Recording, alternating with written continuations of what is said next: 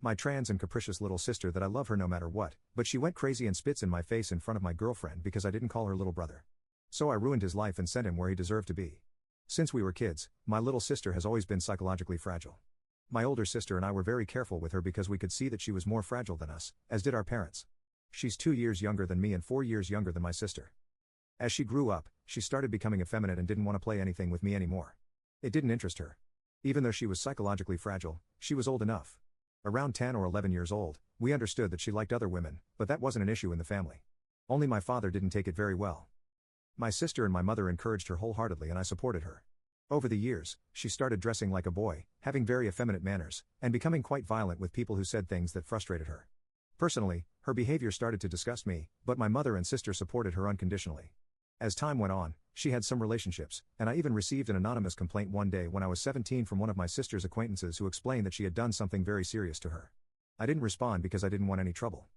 I met a girlfriend when I was 18, and we had been together for 3 years. I have to admit that my parents were more interested in my life than my little sister. She became more unruly. She started hormone therapy. She wanted to change her legal gender. She shortened her hair and had surgery to remove her melons. Personally, I know I didn't handle it well and started avoiding her. My sister and mother, on the other hand, continued to support her, and they cut off all contact with my father. However, one day, when I was 21, I wanted to introduce my girlfriend to my family because we were considering getting married. My little sister was 19 and had also started dating someone whom she hid the fact that she was actually a woman.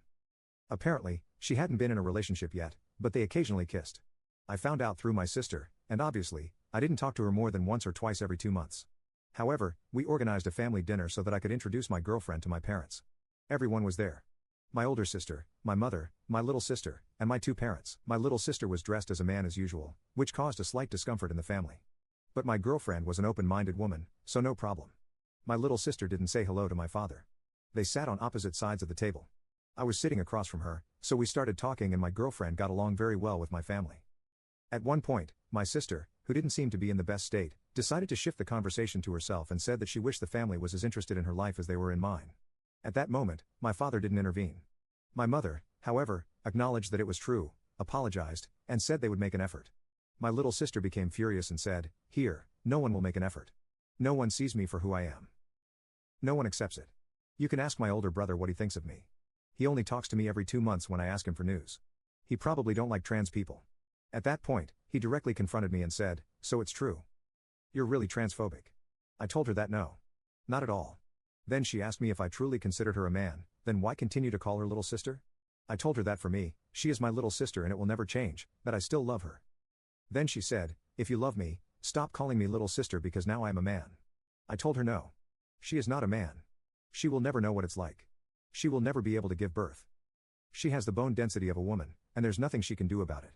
At that point, she became completely uncontrollable, grabbed her plate, and threw it at me. I got hit by the food, but not by the plate. After that, she went even crazier and did the unthinkable. You can check if there is a part 2 by clicking